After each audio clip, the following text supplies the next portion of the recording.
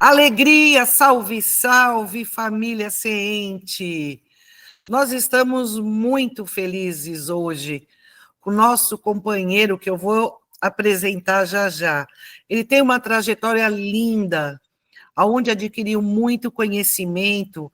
É o Dr. Fábio Gonçalves, médico homeopata, profissional de programação neurolinguística e acupunturista. Ele vem compartilhar hoje, nesse primeiro podcast que nós vamos gravar com ele, a sua trajetória de vida no caminho da espiritualidade, que é a proposta dos nossos podcasts, para que vocês possam conhecer essa pessoa com tanto conhecimento e que vem generosamente dividir esse conhecimento com a gente. Olá, doutor Fábio. Olá, boa noite. É uma satisfação poder falar com você, com todo esse grupo. É uma oportunidade e a gente fica muito feliz. Falar de espiritualidade é algo bastante importante e decisivo para a vida de todos nós. Eu agradeço a oportunidade, estou assim com muito carinho e agradeço o convite. Muita alegria, família Seente, gratidão por estarem conosco em mais um vídeo do canal Conversando sobre a Espiritualidade e no podcast No Caminho da Espiritualidade. Recebendo esse senhor que é espetacular, que eu vou ter oportunidade de conhecer hoje, a Vânia que nos trouxe ele, né, Vânia? Boa noite para você, com muita alegria. Boa noite com alegria, realmente. O Fábio é uma pessoa muito querida, é uma pessoa de Peruíbe, que eu conheço há pelo menos uns 25 anos, 30 anos, nós éramos bem jovens, né? Não tínhamos cabelo branco, né? A gente era bem mais novo. Mas é um prazer, Fábio, e você realmente vai enriquecer o nosso grupo aqui. O Seente vai gostar muito de conhecer você. Boa noite, e vamos lá. Vamos se apresentar, Fábio?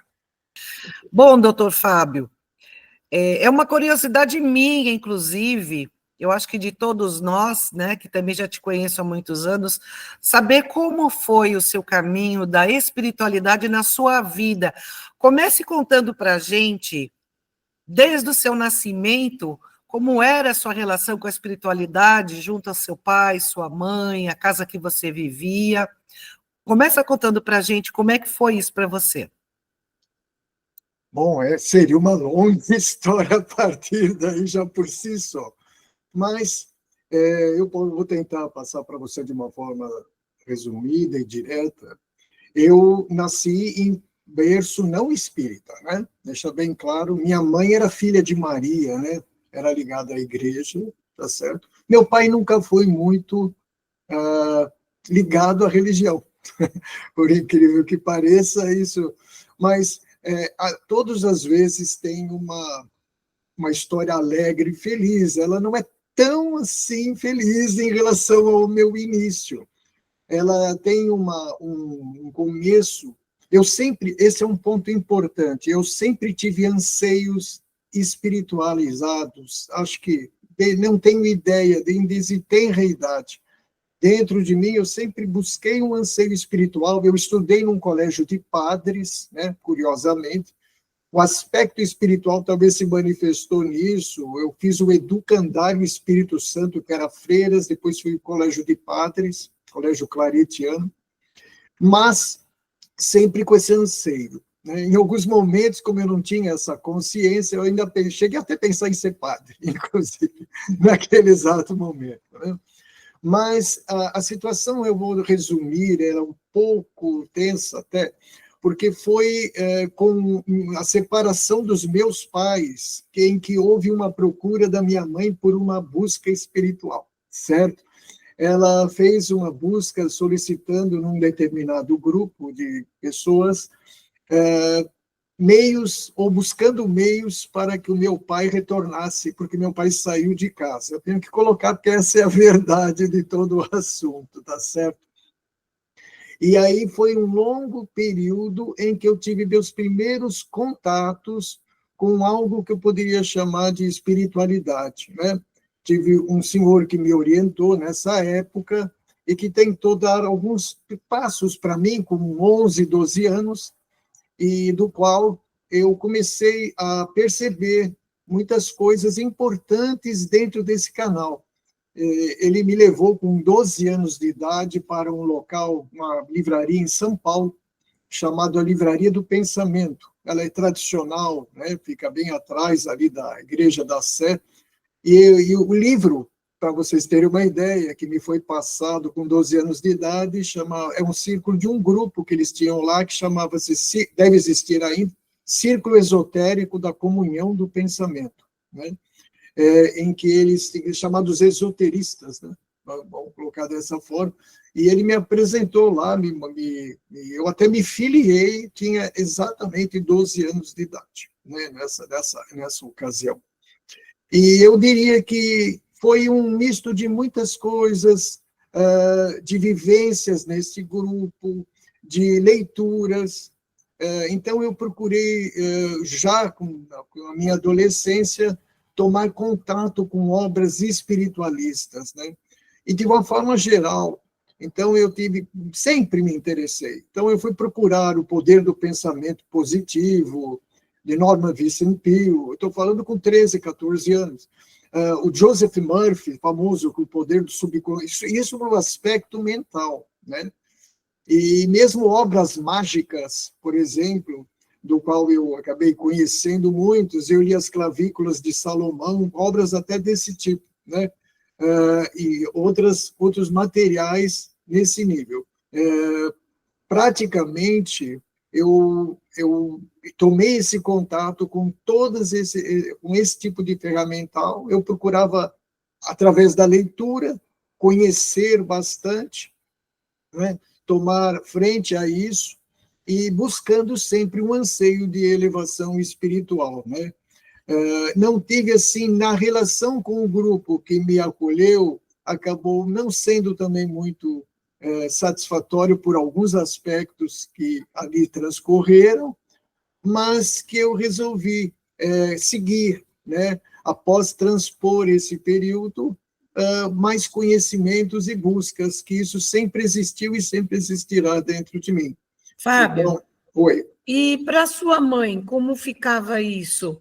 Porque ela é muito católica, e a gente sempre sabe que quando um adolescente busca um outro caminho, a mãe sempre cria caso, e teve algum choque entre você e sua mãe por causa do catolicismo? Você tem irmãos, e os irmãos, como é que eram? Na verdade, a minha mãe, veja bem, houve uma seguinte situação. Esse senhor se propôs a tentar trazer o meu pai de volta através de trabalhos espirituais. Essa é a realidade. E minha mãe abriu mão disso, ela procurou, entrou nesse universo. Ela entrou conscientemente, ela não via nenhum problema, ela estava sob dor também, certo? Sobre uma certa circunstância. Em momento algum ela interferiu dentro daquilo que eu buscava, né? Muito pelo contrário, talvez ela até abraçasse bastante isso naquele exato período. Meus irmãos, eu tenho 3 irmãos, quer dizer, eu considero 3, dos quais 2 já desencarnaram, eu sou mais velho, tá certo? E 2, eu considero irmãos também, o meu pai teve um segundo casamento, obviamente, que são meus irmãos também. Mas, na época, éramos em 4 irmãos, e praticamente eu fui o que segui mais o processo. Essa irmã que desencarnou, terceira no grupo, ela também participou parcialmente, e o outro era pequenininho, também não teve muito contato, e o segundo se tornou hoje, esse segundo que não era espiritualista, depois de mim, que por sinal está fazendo aniversário hoje, precisamente, durante essa gravação, no dia de São João, tá certo? Ele, curiosamente, naquela época, ele não tinha conexões espirituais, mas mais tarde ele se tornou até vocês devem conhecer, ele foi um dos primeiros, depois ele se tornou um dos primeiros casos que tiveram contato com a monja Coen, quando ela tinha 5 pessoas só, em que ela não era nem conhecida, né? E aí ele chegou até, por vários fatores, se tornou, inclusive, da prática Zen, né? Esse meu irmão. Hoje ele está morando no interior, tá certo? Músico, etc. Ele é professor de música. Bom, resumi a minha história, né, no caso. Então, meu contato, não houve nenhuma interferência em relação, eu acho até que foram buscas de alívio e de harmonia espiritual em função de muitos processos que nós vivemos. Fábio, e depois você, depois de jovem, aí foi cursar a faculdade de medicina, né? E a gente sabe que na faculdade eles são muito materialistas. Como é que você se enquadrou dentro de uma faculdade de medicina que os médicos são tão materialistas? Quer dizer, hoje já tem muita mudança, mas, pelo menos na época em que você se formou, eu acredito que tinha dificuldade nisso, não tinha, Fábio? Não da minha parte. Da minha parte, não. Porque eu sempre fui convicto que eu nunca seria um médico materialista, desde que eu pisei no primeiro dia na faculdade. Porque meu anseio espiritual, para mim, está acima da medicina, inclusive, dentro dos valores que eu tinha já. Independente de ter feito medicina, eu procurava, ao contrário, mesmo naquele tempo, pessoas ligadas à espiritualidade, que eu conheci dentro da faculdade de medicina, aqueles que aceitavam o aspecto espiritual, mas isso foi convicto. Se eu tivesse que ter aberto mão da vida espiritual e a medicina, eu abriria mão da medicina e não seguiria. Porque eu acho que ela que caminha junto e a espiritualidade, para mim, era a prioridade, sempre, certo? Veja bem, isso não interferiu, ao contrário, hoje, com a diversificação, hoje eu vejo que o conceito se amplia e se enriquece. Eu sei porque eu vou colocar isso para você, porque até porque eu já pisei na faculdade de medicina, certo? Eu conheci no primeiro ano uma pessoa que fazia acupuntura, por exemplo. Naquele tempo havia muito preconceito para acupuntura, certo? Falava-se que não era nem médico, só para você ter uma ideia. Mas eu já me interessei pelo assunto desde esse primeiro, apenas para citar algo paralelo nisso. Eu procurei já, até, vamos dizer assim, a acupuntura naquele tempo, até a homeopatia também, eram terrenos aparentemente obscuros, né? Mas eu sempre busquei isso dentro da própria medicina. Por isso que eu escolhi esses caminhos, né? E talvez sejam até mais energéticos e menos materialistas, né? Certo? Talvez por isso eu trilhei esse caminho. Mas eu da minha parte, nunca me afetei, porque eu fui com convicção espiritual. Eu tinha convicção desde tenra idade. E ninguém iria fazer, não fizeram a minha cabeça no ponto de vista material. Eu espero que isso não vai acontecer ainda durante muito tempo. Pois é, e na homeopatia, que a homeopatia é bem espiritualizada, né? Porque a própria filosofia homeopática, ela é espiritualizada. Fala um pouco para nós. Na verdade, foi aí que eu comecei, exatamente por aí. Veja bem, o médico, quando se forma, ele faz 6 anos de medicina com todas as matérias oficiais. Embora, no meu caso, a acupuntura entrou antes, né? Por incrível que pareça, entrou antes da homeopatia, né? Eu comecei a tomar contato com essas pessoas que mexiam lá onde eu estudei, com a acupuntura, já no primeiro, segundo ano de medicina, que eu tomei informações. Mas na homeopatia, eu talvez tenha uma história interessante. A minha mãe me tratou, quando eu tinha 8, 9 anos, com a homeopatia. Né? Por coincidência, a médica que me tratou com 8, 9 anos, que eu não só lembro em ter idade, era espírita também, certo? Ela era médica homeopata e espírita. Embora a homeopatia ela tenha esse vínculo muito próximo, né? Embora você tenha médicos homeopatas não espíritas também, por exemplo, mas você tem, por causa que ela mexe com uma coisa chamada energia vital. Né? O princípio homeopático, na raiz dele, são chamados remédios, ou energias, remédios de fundo, né? E por esse aspecto, eles mexem profundamente em níveis mais sutis, no psico, emocional, no físico. Isso ia de encontro aos meus aspectos, né, espirituais, né? Para mim, o Hahnemann, né, para quem não conhece, né, o pai da homeopatia, né, Frederic Samuel Hahnemann, ele desencarnou em 1846, certo? Para os espíritas isso é significativo. Em 1866, no livro Evangelho segundo o Espiritismo, no último item chamado Cólera, ele manda uma mensagem para aquele grupo, certo? Então, isso passou-se precisamente 20 anos após o desencarne de Samuel Hahnemann, que é o pai da homeopatia. Isso mostra talvez, o aspecto profundo que talvez a condição deste ser já tinha quando transpassou a matéria e foi para o plano espiritual. Mas a homeopatia, embora a gente também, eu tenho como médico, é claro que eu tenho raciocínio pleno na homeopatia, né?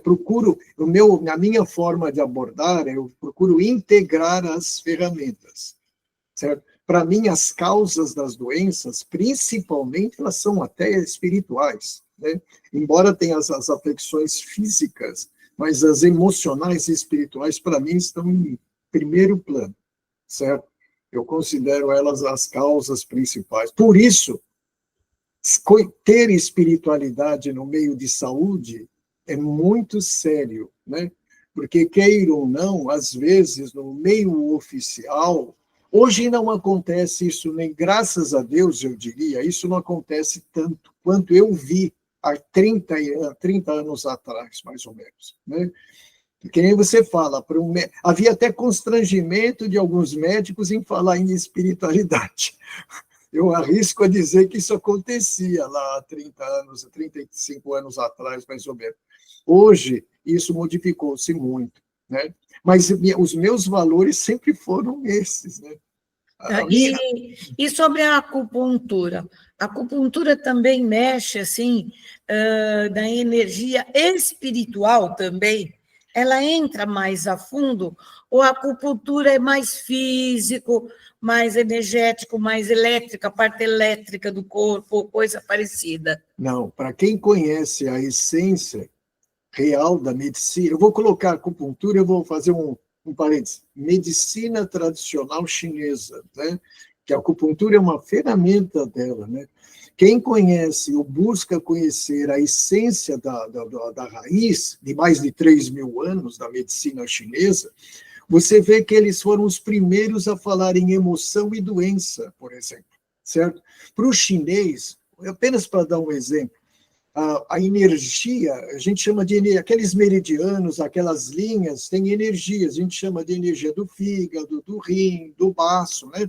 São linhas energéticas, que certamente estão conectadas com a essência do ser. Mas, como exemplo, em cima do que você falou, uma pessoa que tem as emoções retidas, por exemplo, uma mágoa e um ressentimento, o chinês já colocava, dá um bloqueio do fígado, na energia do fígado, que vai gerar sintomas orgânicos compatíveis com aquele bloqueio energético oriundo da emoção represada. E assim ele explica várias alterações do corpo. Nesse exemplo, né, que podem afetar, nisso pode estar dando uma enxaqueca na mulher, principalmente no pré-menstrual, por exemplo, dá alteração no ciclo, e dá uma série de coisas que estão relacionadas com a emoção. Para o chinês, a origem é a emoção.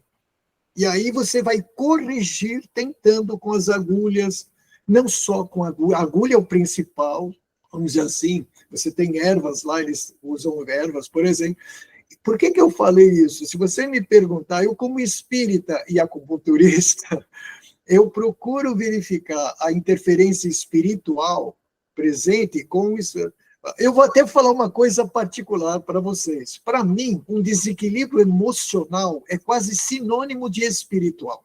Eu não consigo separar uma emoção desequilibrada de um problema espiritual. Para mim, a alma e as emoções são espírito, né? Então, aí eu te respondo. Então, o chinês, há 3.000 anos, falava que um bloqueio do qi do fígado afeta o organismo. Então, não é tão novo assim dentro da cultura oriental, né? Mas, agora, isso não quer dizer que você não trate pontualmente, como é feito na medicina chinesa, dor lombar, quer dizer, aqueles problemas localizados. Mas a sabedoria é tentar chegar no desequilíbrio que gerou aquilo, certo? Isso é que dá trabalho.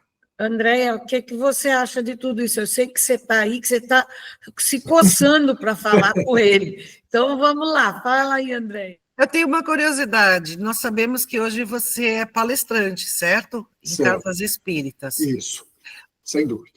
Você aborda esses temas científicos da acupuntura, da PNL, dentro das suas palestras?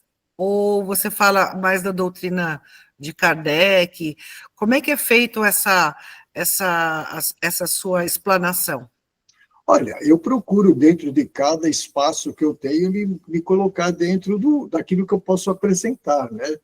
Obviamente, numa casa espírita, da qual eu participo, eu posso dizer, ao padrão tradicional, não daria para me colocar ainda só. Eu coloco de uma forma direta ou indireta, por exemplo, isso. Não dá para me falar sobre o qi do fígado. Eu vou dar um exemplo, até porque a pessoa nem vai entender o que é o qi do fígado, né? Apenas para. Mas eu procuro, no âmago do ensino, mostrar o fator gerador de doença, por exemplo. Que é muito simples, o conhecimento espírita, o orgulho é o principal fator de adoecimento humano, certo? Dele nasce o ressentimento, o melindre, a mágoa, o rancor, né? Quer dizer, hoje, lá, para mim, não vejo nem... Quer dizer, eu não tenho nem, vejo, vamos dizer assim, não há nem um porquê, né? Aliás, porque não é um ambiente que eu estaria falando sobre medicina chinesa, né? Vamos dizer assim, pelo menos ali. Mas eu já fiz em seminários, eu às vezes dou exemplos, usando a PNL, por exemplo, né? Por exemplo, ao fazer porque a PNL, essencialmente, é o estudo de mudanças no ser humano, né? Como é que o ser humano pode encontrar uma alternativa, ver sobre um outro ponto de vista, né? Então, eu procuro, às vezes, fazer associações assim, mas no âmago da doença, eu acho que... Porque existe o ponto espiritual da doença, ele é a raiz praticamente central, para mim, eu diria, da homeopatia, da medicina em geral, e até mesmo da medicina chinesa, né? Ali... Talvez nunca citei algo direto da medicina chinesa, mas às vezes eu faço citações, até que eu falo, aí uma pessoa que, eu até brinco, né? Eu falo assim, o meu problema é o sistema nervoso, tá? Mas quem é que adoece? É o feixe de nervos ou é a alma? Simples assim. Quem é que fica nervoso? Não é o sistema nervoso, não é o feixe de nervos, na visão espiritual. Existe um espírito que fica nervoso, existe um espírito que fica magoado, existe um espírito que se ressente, né? Eu até cito que, por exemplo, na homeopatia, entre outros, tem muitos remédios, tem um remédio que tem uma marca profunda para ressentimentos, que é uma marca profunda, um remédio chamado natrium muriaticum, por exemplo. Então, eu cito que, às vezes, você tem que dar uma medicação para reagir sobre uma emoção que a pessoa está ali alimentando, que ele vai dar um alívio, um abrandamento, mas que a cura é no perdão, sem dúvida nenhuma. Mas isso eu deixo bem claro, tá certo? Doutor, estou achando uma delícia que eu estou acompanhando aqui, estou acompanhando embevecido aqui as suas palavras. Mas só para a gente pegar um pouquinho mais o fio da meada de novo, o senhor contou lá sobre o seu início, né, inclusive até a sua entrada na faculdade e tudo. Qual a sua especialidade médica, no caso? Verdade, quando eu pisei na faculdade de medicina e vi a acupuntura, por exemplo, eu falei, é esta a minha especialidade. Quando eu estava no primeiro ano. Lá, o que você vai fazer? Você vai fazer cardiologia? Quando eu fui questionado no primeiro ano, no curso de medicina, um professor, por brincadeira, primeiro-anista, ele chegou e perguntou, só por curiosidade, o que vocês querem fazer? Aí um levantava a mão, cardiologia, outro reumato, outro neurologia, outro ortopedista. Eu falei, acupuntura. Claro que eu virei um ET na época, certo? Sem dúvida nenhuma. Eu era um ET na época. Então o que acontece? Então, se você... Não, desculpa só. Quanto tempo faz isso para a gente ver qual que é a idade desse ET? Bom, eu me formei em 86. Então, vamos... Né? Nessa época não se falava nada sobre essas questões, né? Era muito difícil. Não, mas falava. Eu conheci a acupuntura vendo do Fantástico. Não, tá, tudo bem. Mas assim, não era uma coisa divulgada, né?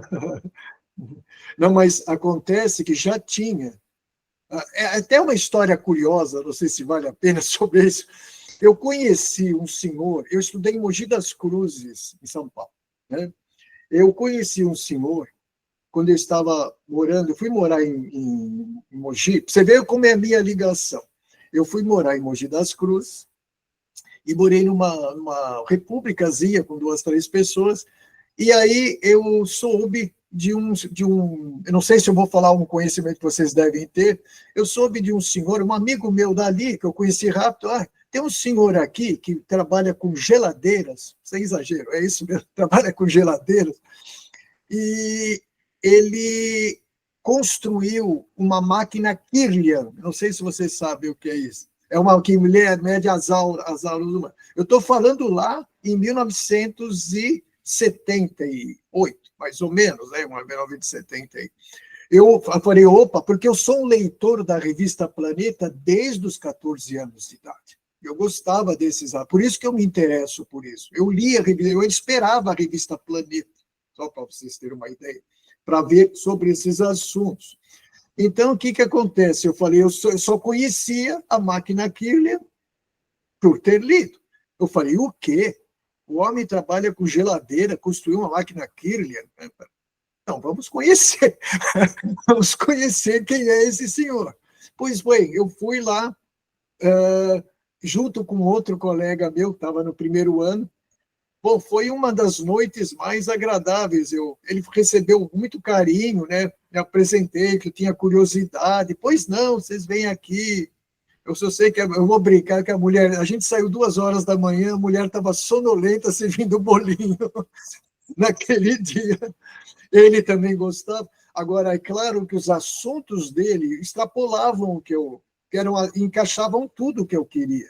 Aí, veja só que curioso.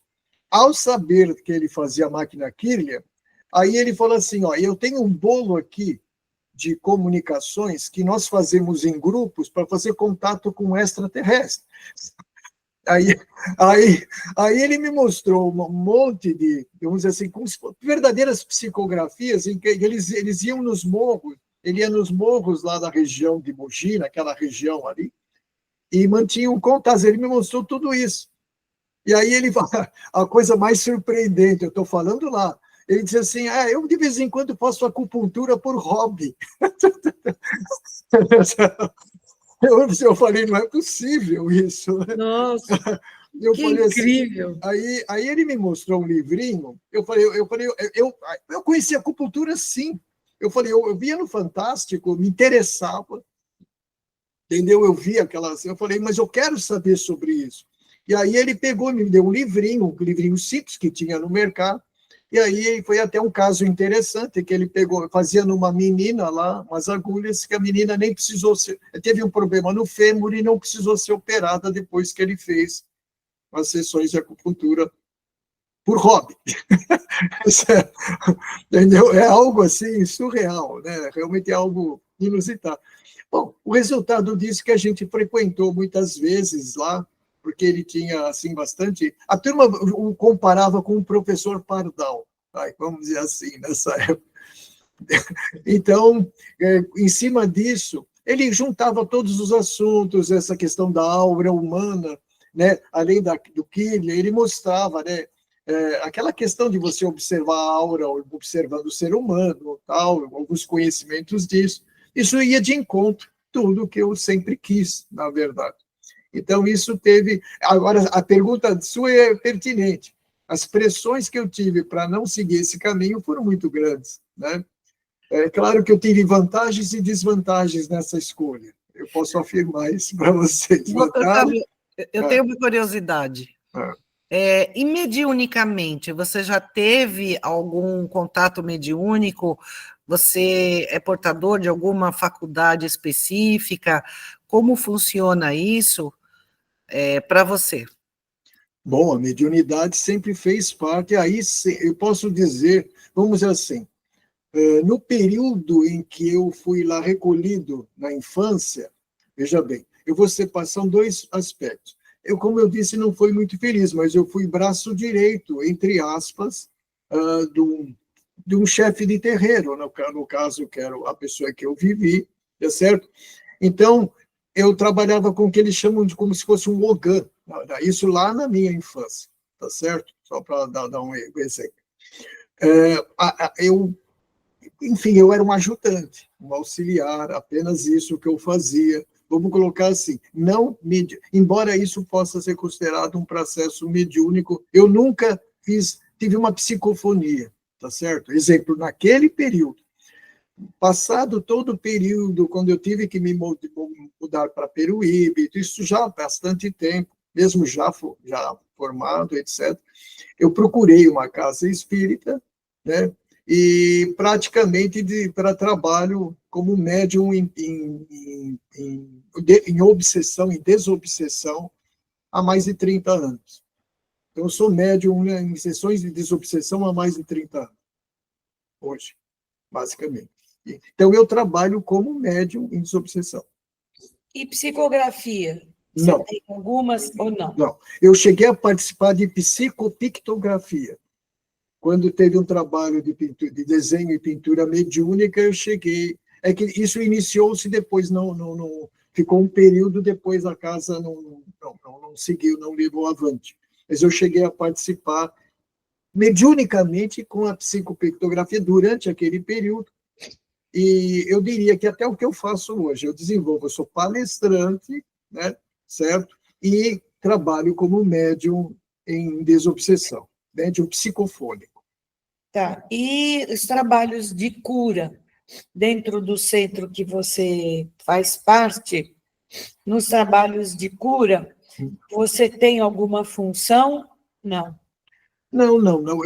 Veja bem, a casa já teve trabalhos desenvolvidos de cura. Eu estou falando há muitos anos atrás, certo? Do qual, inclusive, a ex-presidente já desencarnada também. A gente tinha um trabalho específico, né, para essa parte. Isso há uns 20 anos atrás, mais ou menos. Enfim, o trabalho não seguiu esse caminho, por vários fatores aí, que não seguiu, aí continuou mantendo as bases. A casa, no meu caso, trabalha essencialmente com tratamento espiritual. Eu diria que ela é formação educacional e, essencialmente, problemas. Eram 4, 5 equipes de desobsessão, praticamente. Entendeu? É isso. Então, ela seguiu esse caminho, foi isso que aconteceu. Mas, mediunicamente, nessa época, eu cheguei a trabalhar nesse trabalho de saúde, tá certo? Como médium, né? Como médium também. E, depois que isso concluiu, eu continuei como faço até hoje. Tá. E o trabalho de desobsessão, você pode explicar porque muitas pessoas vão assistir seu vídeo, vão estar ouvindo, mas nem todas sabem o que é que um trabalho de desobsessão faz, né? E por que fazer o trabalho de desobsessão? Por exemplo, eu vou lá no centro e estou tendo problemas de saúde, uma complicação de saúde, minha vida, as coisas não estão bem. E aí, o que é feito e por que é feito? Bom, na verdade, vamos colocar de uma forma mais simples, é quando existe um constrangimento de um espírito, vamos dizer assim, sobre uma determinada pessoa. Os trabalhos de desobsessão visam esclarecer, recolher e encaminhar o espírito que está, aspas, perturbando a pessoa. Vamos colocar dessa forma, né? Então, essas equipes, esses espíritos, mesmo sob uma ação meio intensiva, e depende da situação, eles são levados para estes grupos, onde eles procuram ser orientados, certo? Frente à condição psicoemocional em forte desequilíbrio, né? Que se resume essencialmente a sentimentos de raiva, ressentimento, rancor, que o espírito continua alimentando mesmo depois de desencarnado, ou perseguindo, ou vingativo, não importa as condições, por condições dolorosas. Nestas equipes, ele incorpora, explicando para as pessoas, ele toma o médium, e se manifesta um orientador, a gente não chama de doutrinador, chama de esclarecedor, né? Certo? Uma pessoa esclarece sobre a luz de Jesus, né, sobre a luz do Evangelho, por exemplo, e procura levar esse espírito à condição de entendimento, desde que ele aceite inicialmente, e mesmo que ele possa resistir inicialmente, ele tem um contato. Muitos conseguem ser encaminhados automaticamente, alguns ainda não. Mas, resumindo, é um reencaminhamento, um socorro indireto a espíritos doentes. Só que são doentes da alma. E aí, Fábio, é o seguinte, a pessoa também está, nós sabemos que tem a sintonia, né? Sim. E se a pessoa que está com ao lado desse espírito, o espírito está ao lado dela, da pessoa, né? E estão ali, os dois estão com problemas entre eles, né? Agora diz, se vocês tirarem esse espírito, né? Essa pessoa, continuando sendo do mesmo jeito que ela era, ela vai atrair de novo esse espírito ou outros espíritos? Ou para vocês indicam que ela se reformule, se refaça e pense diferente para que ela não traga mais ele de volta? Isso acontece? Sim, aliás, esse é o principal elemento quando uma pessoa passa por essas condições. A cura dela, ou o desligamento, a gente parte do princípio que deve ser orientado para o encarnado, isso que você está dizendo. Quer dizer, que ela, sem que ela se sinta obrigatoriamente culpada, a sintonia dela é o fator fundamental para essa aproximação e essa conexão. Você tem toda a razão, se eu encaminho e o portador não modifica sua frequência, ele vai ser um atrator e potencial, não só do mesmo espírito ou até de outros, né? O que nos faz entender que a cura começa na mudança da pessoa. Se ela mudar internamente, ela vai dificilmente atrair esses espíritos, seria uma verdadeira proteção, vamos dizer assim. Ao mesmo tempo que ela se melhora e evolui, o outro que está constrangendo, que também não é um acaso, que os fatores que aproximam não são só uma sintonia momentânea, pode ser secular, pode ser de longo curso, pode ser de uma situação atual ou passada, né? Mas que não ocorreria por acaso nas circunstâncias. Os dois são tratados, a pessoa que está sofrendo algo encarnada precisa, sim, fazer um trabalho de mudança interna. Então, vamos colocar, se ela está aí lá e ela está fazendo essa mudança, vamos agregar a homeopatia a isso? A homeopatia ajudaria essa pessoa que está obsediada e que foi retirado? Isso seria bom ter, por exemplo, ela fazer um tratamento, porque ela tem sintomas, ela tem uma série de coisas, e, inclusive, a gente sabe que o desequilíbrio dá uma série de coisas, né? Se ela utilizar a homeopatia, nesse caso, ela vai ajudar essa mudança dela? A homeopatia vai auxiliar?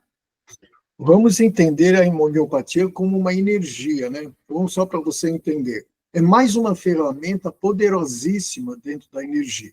O que existe é uma coisa muito interessante.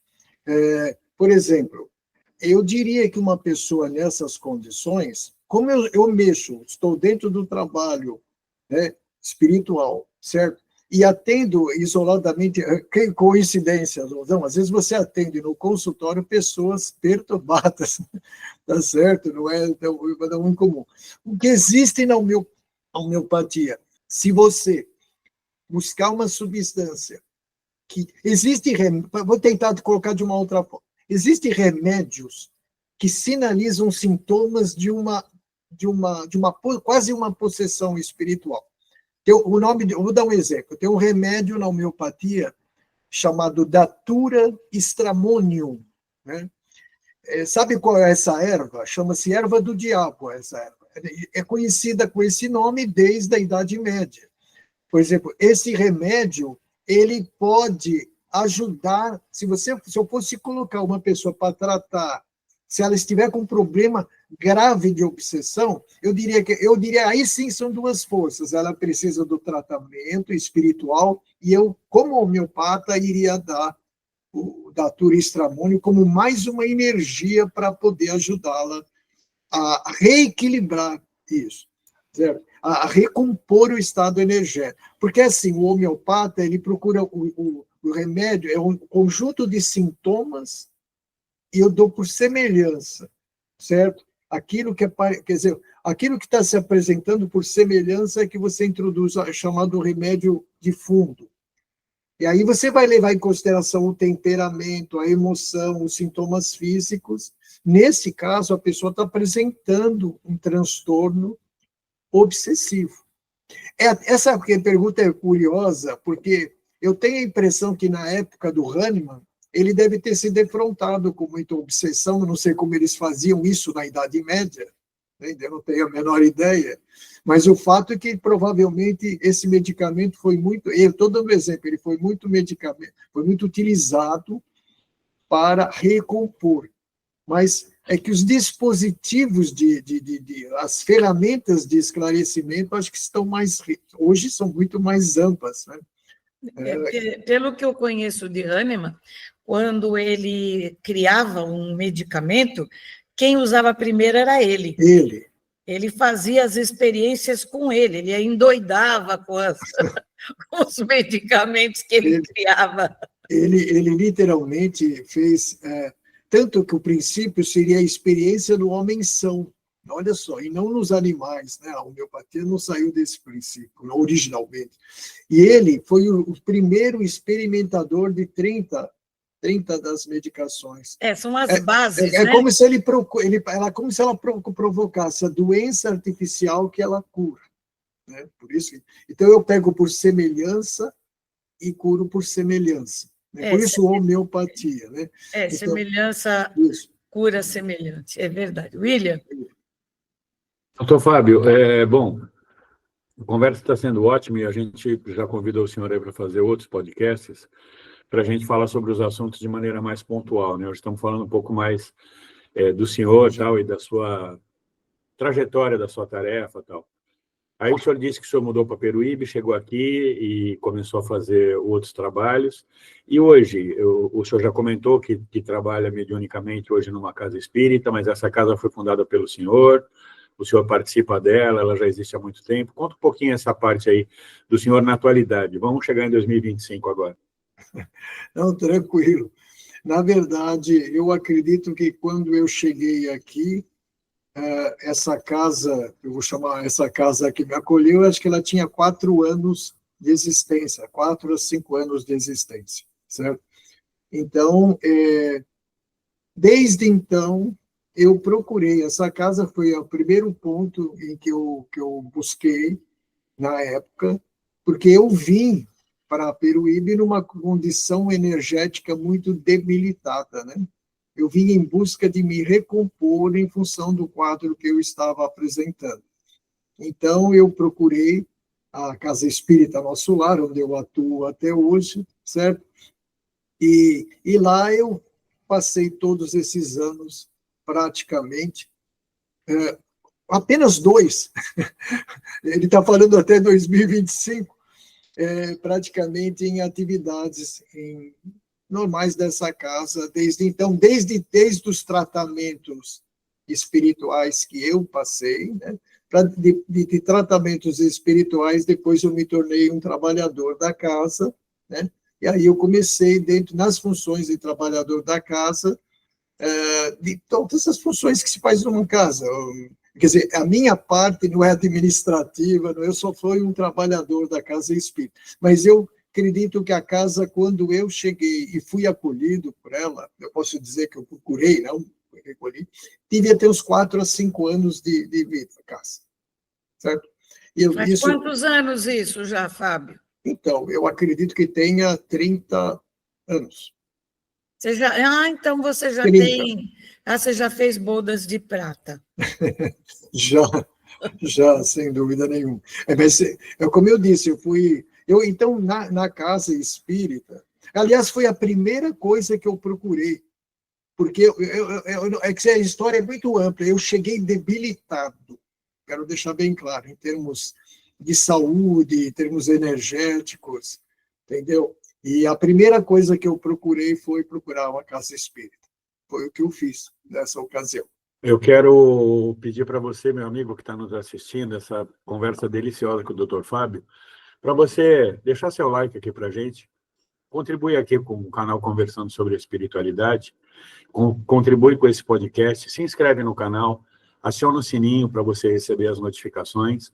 Aqui embaixo também nós temos a nossa comunidade. Na nossa comunidade você tem ali 3 grupos do Centro de Evolução Espiritual Nova Terra, informações e mensagens, vídeos, áudios e links relevantes, e trabalho assistencial Chico Xavier, e ajuda famílias carentes aqui da cidade de Peruíbe. Agora, no segundo semestre desse ano de 2025, vamos começar a ajudar os animais carentes também da cidade. E também temos aqui embaixo o nosso Instagram, para que você possa acompanhar os nossos trabalhos. Todos aqui já sabem, somos uma casa espírita e umbandista, e agora, no dia 19 de julho, vamos inaugurar nossa porta aberta para a rua, que vai ser lá na rua Silvio Pinto Soares, 917, no bairro Samburá, com trabalhos de evangelho às 11 da manhã e socorro na Umbanda às 19h30. Tá? Então, a gente espera todos vocês lá participando, inclusive, doutor Fábio, está convidado para a nossa inauguração. Certo, teremos esses 2 trabalhos, nós temos essas 2 vertentes na nossa casa. Claro. E graças a Deus a obra está terminando, finalmente, né? Uma obra de reforma que era para ser pequenininha, acabou sendo enorme, mas graças a Deus está tudo bem e vamos seguir em frente. Não é coisa mais linda do mundo, é assim que eu chamo a Andréa, tá? É isso mesmo.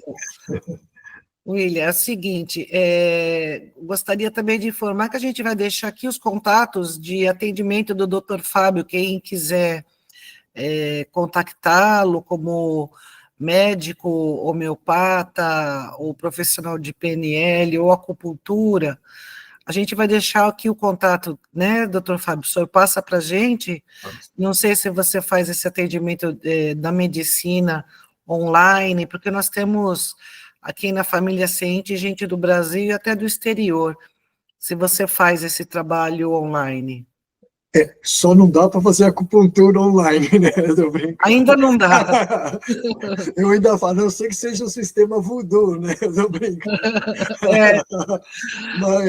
Mas eu faço sempre, eu falo isso porque mesmo no trabalho de homeopatia, porque, veja, eu mesclo no meu trabalho, quando eu falo PNL, porque eu também ajudo as pessoas com ferramentas de PNL. Então, eu faço isso presencial, dei cursos, né, desse assunto, certo? Então, eu costumo também atender online, citando online, a acupuntura, a orientação com PNL ou ferramentas de PNL, certo? E, é óbvio, a acupuntura, né? Embora hoje a medicina chinesa já disponha também, quer dizer, já tem há muito tempo, eu que recentemente, você tem também remédios com ervas chinesas. Quer dizer, daria para atender online sem botar as agulhas, mas tentando fazer o diagnóstico com as ervas chinesas, entendeu? Mas isso é possível. Então, é possível ser feito, sim, claro. A gente faz. E aqui embaixo nós vamos deixar nosso Pix também, se você quiser colaborar com a nossa obra. Todo auxílio é muito bem-vindo.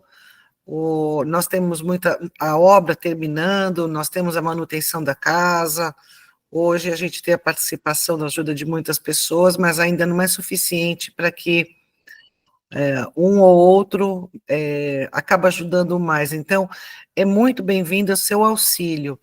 E precisando contactar o Dr. Fábio, ele vai deixar aqui o contato, inclusive, se quiser também passar o contato da casa onde você faz as palestras, deixa aqui também para que as pessoas possam procurar.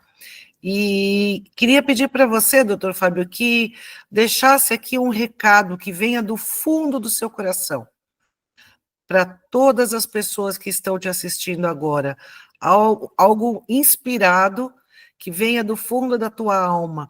Deixa aqui uma mensagem livre aqui para as pessoas. O que eu poderia dizer para todos vocês? A luz está dentro de você. As respostas estão sempre dentro de nós. Jesus disse, o reino de Deus está dentro de nós.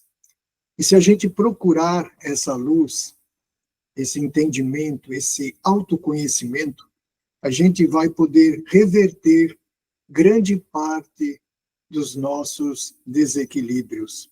Mas para a gente poder reverter os desequilíbrios, nós precisamos nos ver, nos conhecer. A coisa mais rica do mundo é ir para dentro de si e se reavaliar, sem culpas, sem julgamentos atrozes, podendo enxergar-se, podendo ver os pontos bons e negativos até que nós ainda possuímos. Mas ao enxergar tudo isso, a gente pode fazer o ponto principal, fazer reciclagem, mudança e evolução. E o bom disso, que este trabalho, este especificamente depende de nós. É isso que eu deixo para vocês. Maravilha, doutor Fábio. Que alegria, que prazer, que momento agradável. É uma bênção poder conversar com você e te ouvir e aprender. Né? Você é uma pessoa muito animada, que passa assim, um astral muito gostoso para a gente, que traz assuntos tão sérios e profundos de uma maneira suave, né? E agradável. E vou deixar aqui o convite para que você volte para tratar para falar sobre PNL, falar sobre homeopatia, falar sobre acupuntura. Vamos fazer vídeos específicos, onde a gente traga um pouco da história, do começo, né? Da descoberta desses tratamentos, dessas ciências, né? Para que as pessoas possam ter assim acesso à informação, para que a família ciente possa desfrutar desse conhecimento e explicando para todos vocês, conhecimento é desenvolvimento espiritual, seja ele qual for. E nós temos o canal conversando sobre a espiritualidade. Então, conhecimento é falar sobre espiritualidade. E eu quero agradecer imensamente, doutor Fábio, seu carinho, sua atenção e sua disposição de trazer para a gente aqui essas palavras. Tá? Um abraço para você. E para vocês que estão aqui encerrando esse vídeo com a gente, eu peço, não esqueça de dar o joinha, se inscreve no canal, ativa o sininho, deixa seu comentário. E um beijo no coração de todos vocês e axé. Eu quero também fazer minhas as palavras da Andréa, agradecer demais a sua participação com a gente. Para mim foi maravilhoso conhecê-lo. Gratidão. Eu que agradeço. Imagina. Eu que agradeço. E quero também dizer o seguinte, né? O nosso DNA, né? O DNA do Centro de Evolução Espiritual Nova Terra, ele é o DNA do conhecimento. Então, nós criamos esse canal há 16 meses agora, 15, 16 meses, com o objetivo de levar conhecimento. E nós temos mais de 130 vídeos já publicados de conteúdo exclusivo. Temos mais de 50 vídeos publicados de estudo do Livro dos Espíritos. Temos mais de 50 vídeos publicados de aulas do professor Nestor, que é um mentor espiritual que se manifesta pela Vânia e que nós gravamos nos evangelhos de sexta-feira e publicamos às segundas. Temos os evangelhos que gravamos também já há vários meses. E temos também os podcasts como esse que você está assistindo e como tantos outros, que eu convido, assista a todos. Tá? Só tem um lá que a Vânia não gostou muito, que ela falou que não é muito bom, porque é comigo, mas esse aí você pode deixar para lá. De qualquer forma, eu peço que você faça isso, maratone. Né? A Andréa sempre explica, vai lá no nosso canal, vai em playlist, lá está tudo organizadinho do jeito que eu falei para vocês aqui. Você pode maratonar do início ao fim, tem material para passar um final de semana assistindo, maratonando série, né? Não é assim que o pessoal faz hoje? Então, o nosso canal é a mesma coisa. Isso por quê? Porque, como bem disse a Andréa, conhecimento é desenvolvimento espiritual. Sem conhecimento, você não tem condições de fazer grande coisa ligada à espiritualidade. E o que tem nesse canal aqui é o que nós conhecemos, eu, André e Vânia, já há bastante tempo, né? Aí, se for pegar os 3 juntos, dá mais de 130 anos. Eu disse os 3 juntos, tá, Vânia? Não se chateie. É porque eu sempre brinco com ela, doutor Fábio. Ela tem mais de 125 anos. Mas, enfim, nós 3 juntos temos aí mais de 130 anos de conhecimento. E o que a gente faz é trazer esse conhecimento para que todos possam compartilhar conosco. Aqui ninguém esconde nada. Na nossa casa, inclusive, isso é bom até para o doutor Fábio conhecer mais a gente, todos os trabalhos, mesmo os de Umbanda, são explicados no detalhe, por que faz, por que precisa, por que é assim, por que é assado. O nosso diretor espiritual, que é o guia que me acompanha, né, o meu mentor nessa encarnação, ele tem esse DNA também, né, que é bem parecido com o meu, e assim é a André, assim é a Vânia, e graças a Deus nós temos, há 6 anos já, trilhado um caminho de luz, e somos muito felizes com o caminho que escolhemos. E agora, a partir aí do mês de julho, uma porta aberta para a rua, porque até agora, mesmo em São Bernardo e aqui, nós atendíamos no fundo das nossas casas, né? Tanto na casa da Vânia quanto na nossa. E agora a gente vai ter uma casa, uma porta aberta específica para poder atender as pessoas com mais qualidade, com mais conforto. Como eu sempre brinco, né? Dignidade nós temos porque é onde nós moramos, né? Não é questão de dignidade, é questão de conforto e de qualidade. Tá certo? Então, eu quero agradecer demais, doutor Fábio, agradecer as minhas colegas de trabalho, que estão comigo mais uma vez aqui. Dar um forte abraço a todos e axé. Pois é, Fábio, eu também agradeço. Gratidão por você estar aqui, foi muito importante, fiquei muito feliz em te rever assim mais de perto, né? Porque a gente às vezes se vê na rua, diz um oi, olá, bom dia, mas fica só nisso, né? Agora foi muito bom. Volte, marque com o William mais um podcast, traga um assunto aí específico para você desenvolver, porque eu sei que o seu conhecimento é vastíssimo. Eu acho que então, é importante. Divida com a gente. Então, com certeza, é o meu desejo, eu preconizo. Nós vivemos um período muito rico para a expansão do conhecimento, né? As pessoas, como eu disse, estão mais abertas. Eu estou falando que eu mexo com áreas que eram completamente obscuras em cima do que eu trabalhei, né? Até eu estou falando, alguns chegavam, quando eu falava que ia fazer acupuntura, eu falei, isso não é medicina, né? Era a frase que eu escutava.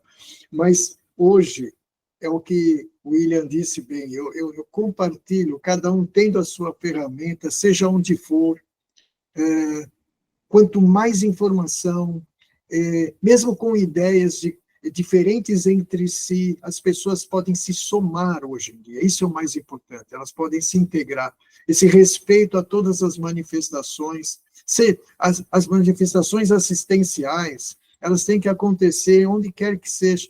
O perigo só é nós nos vacinarmos contra os preconceitos, né? E abrir luzes, é isso que a gente precisa fazer. Tá bom, então a próxima vez vamos desenvolver um novo tema e você vai trazer para a gente. Marque com o William. Vai ser bom, então. Tá bom. Uma boa noite e axé. Boa noite para vocês, então. Tá bom? Um abraço.